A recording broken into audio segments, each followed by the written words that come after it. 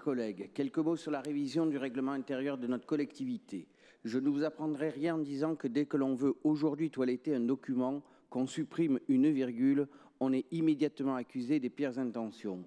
Nous avons lu dans la presse tout et n'importe quoi sur la révision de notre règlement intérieur avant même que la commission ad hoc se réunisse et que les échanges aient lieu avec les groupes politiques. Je tiens d'ailleurs à saluer la qualité de la concertation menée par notre président Fabrice Panckoucke qui a su rappeler à chacun notre responsabilité d'élus, nos droits et nos devoirs et a su placer au bon niveau le débat. Les propositions des groupes d'opposition ont été entendues. Certaines se retrouvent dans ce nouveau règlement et je trouve personnellement que c'est ainsi que nous devrions toujours travailler dans l'intérêt général en dépassant les postures politiques.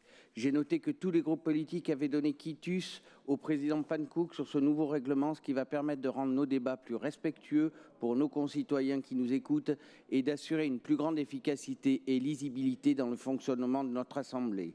À ceux qui nous reprochent de vouloir invisibiliser les élus régionaux parce que nous inscrivons dans notre règlement intérieur que le port d'écharpe est strictement encadré par le CGCT et passible de sanctions prévues par le Code pénal, je leur répondrai simplement que le meilleur moyen de ne pas être invisible, c'est de travailler, d'être sur le terrain aux côtés de nos concitoyens, des élus locaux, des acteurs de notre territoire pour être à leur écoute, les aider à faire avancer leurs projets, répondre à leurs demandes et attentes. Je ne connais pas de meilleur moyen de faire vivre son mandat régional. Vous verrez, c'est plus efficace que le port d'une écharpe.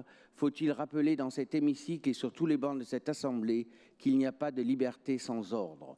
Vous l'aurez compris, Monsieur le Président, notre groupe Les Républicains divers droite, société civile et apparentée vous confirme son vote pour ce nouveau règlement intérieur.